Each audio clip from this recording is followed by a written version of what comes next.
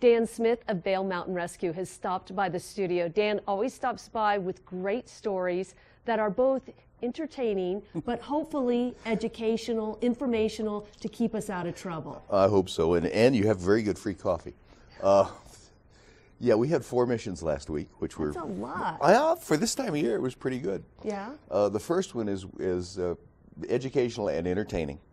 We had 2 folks from Boulder, students at the college, rent an Airbnb that is above Holy Cross City, which is way out there, and at 11.7, and really with no decent access. And the guy that rented it to them is very honest on his website, and they were trying to drive there in a Ford Escort in the winter. A Ford Escort? Yeah, little Ford. So not four-wheel drive, not all-wheel drive? No. Fortunately, they didn't make it. Fortunately, they ran off Homestake Road into the ditch, sat there most of the day trying to dig the vehicle out, and we had to send 2 snowmobilers after them at night. And the education here is, know something about where you're trying to go. Just don't rent a cabin that, oh, this looks like a nice place, and, oh, I think we can go up that road. It's not a road. The Homestake Jeep Road, or Holy Cross Jeep Road, is the worst 4-wheel drive road in the United States, according to most of the 4-wheeling clubs. And according to me, because I've been up it a couple of times, it's pretty rough.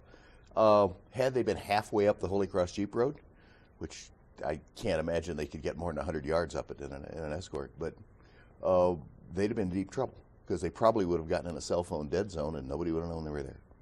So this was an interesting one.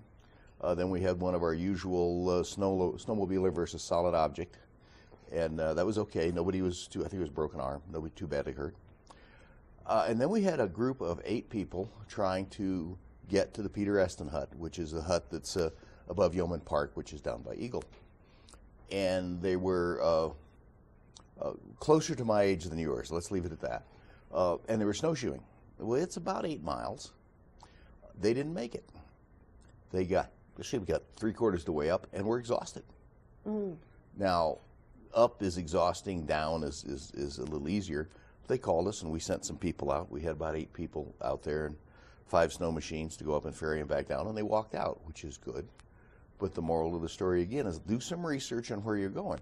Yes, this looks like a very short distance on a map, and well, we can walk 8 miles. I mean, that's not a problem. Where you're walking 8 miles and 2,500 feet of vertical, this is a problem. Yeah. And you know what you can do.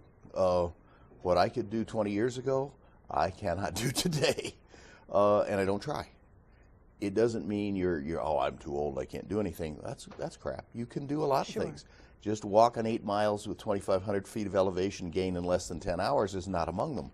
All right. So that was a fun one. Well, Dan, we've got to take a quick break, but do you have some more to talk to us about? I've got another good one. Okay, so, but I mean, I think one of the lessons from some of this is people not, either overestimating their abilities or underestimating the conditions. Both of those are exactly what happens. So we've got more to talk about. Yes, we do.